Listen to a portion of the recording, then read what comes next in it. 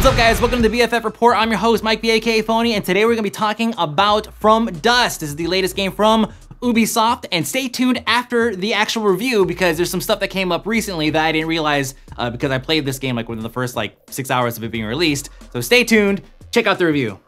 Remember this game? Pretty much 2% of you guys will. To be honest, I've never actually even played it because I was too busy being a pioneer console gamer, right, at the time. But this game is called Populous, and the idea was to basically flatten the land and build your castles and develop civilization and all that stuff, but your basic role was to manage the land itself. Then there was Populous the Beginning, which, by the way, is a really fun way to compare 10 years of improvements in game development.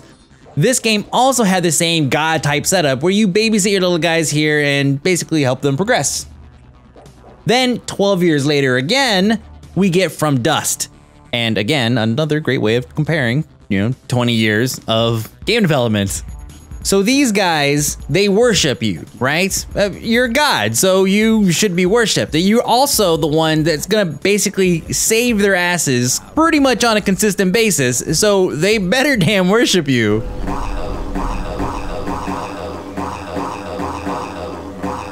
But there's some give and take, okay? Like for example, this is your land. This is the plot of land you're given, and the goal is to be able to make it to this temple, which is gonna take you to the next plot of land. In order to get to that temple and activate it, you have to take control of all of the totems that are on your map. And in order to take control of the totems, you have to have your little tribesmen here build a village around it. And it's as easy as just moving them over there, allowing them enough time to set up, and then just letting them maintain.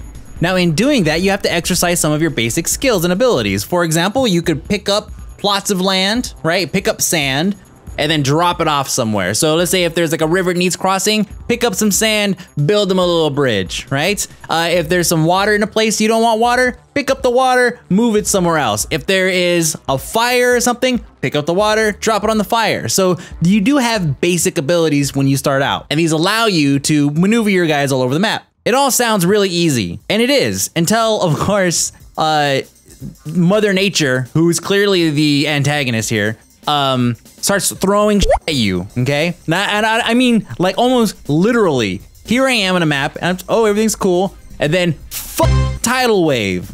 Now, looking at the scenario, seems like I can't win, right? How do you fight off a tsunami? You just don't, especially when it's on a timer, like an asshole, right? It's just okay, it's now that I'm done wiping out your civilization, I'll be back in 45 seconds. It's thanks, jerk off. But that's what this thing is for. And what this is basically, it teaches the shaman how to perform a certain ritual. And this particular ritual is to repel water, right? Now, your shaman will go to the point to learn the ritual, and then he has to make it back. It's not as easy as just saying, oh, I have now found this item on the map, I will now take full control over it, and it is now my item. No, you actually have to wait for your little shaman guy to run all the way over there, learn it, and then run all the way back. And then if you have more than one area, the shaman has to basically make the runs around the map in order to teach everybody how to perform this maneuver. Now, don't think you're completely useless because you're God. You're obviously not useless. However, you're only as powerful as the number of people who praise you, right? And that holds true in the game too.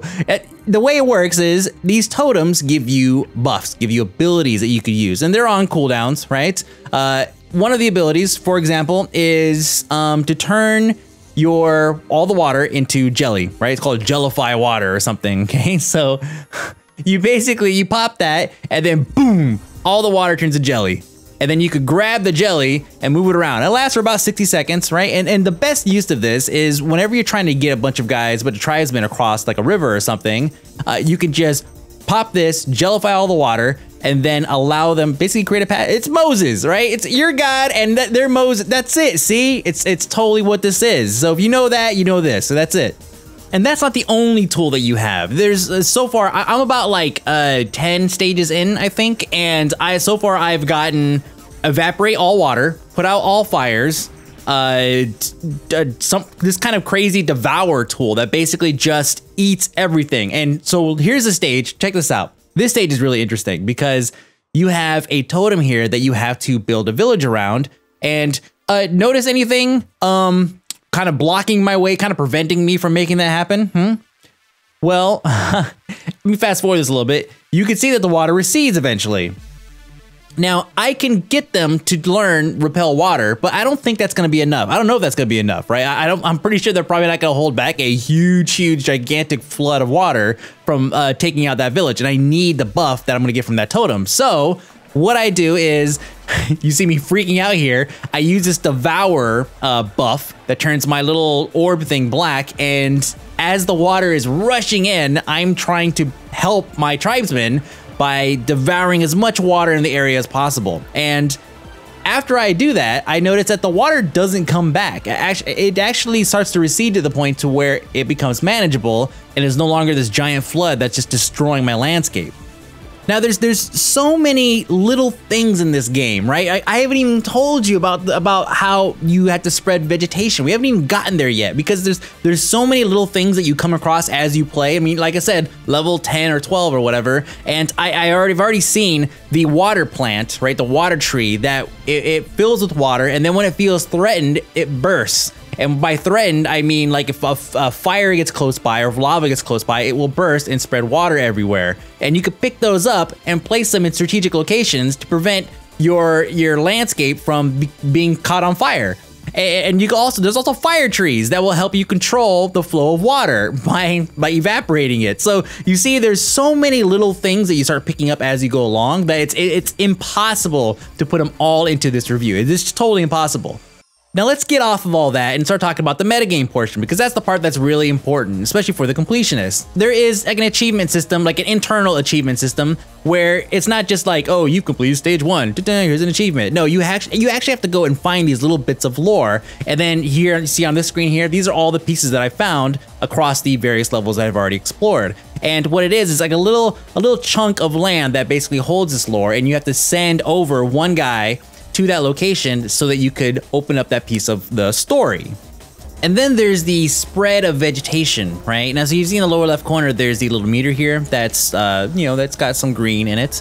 And the way it works is as you start to spread out your villages, they start to spread vegetation. And in order to spread vegetation, you have to have sand, right? Or dirt or whatever. And then it will just naturally grow if there's water nearby. This is where the fire tree kind of comes into play, because a fire tree will set your vegetation on fire and pretty much create a huge mess.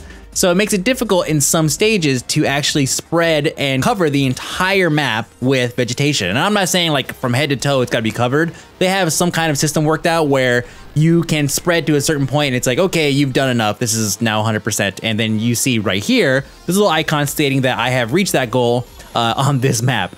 And as you can see on the other ones, I have not quite done that. But that's where the replay value is, right? Because here, check this map out. How the fuck am I supposed to put vegetation all over this thing? There's lava everywhere. This is completely absurd.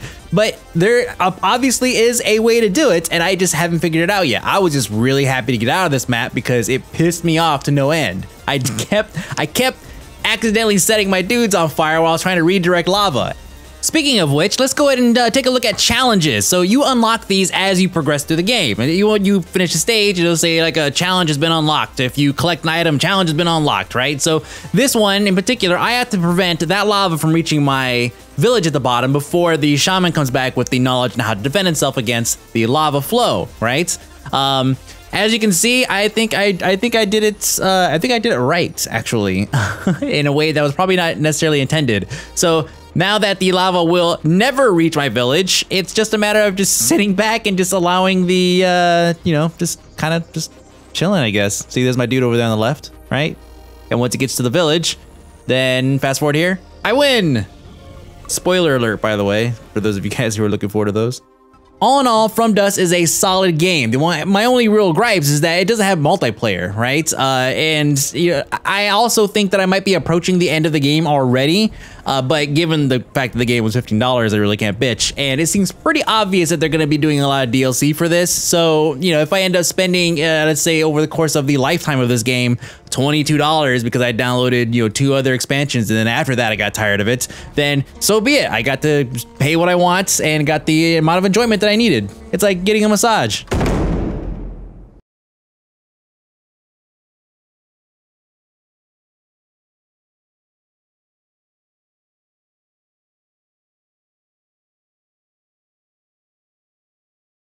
Anyways, that's all I got for this week. I'll see you guys next week. We're gonna do Minecraft-inspired games from the Xbox 360 live arcade download thing. I'll see you guys.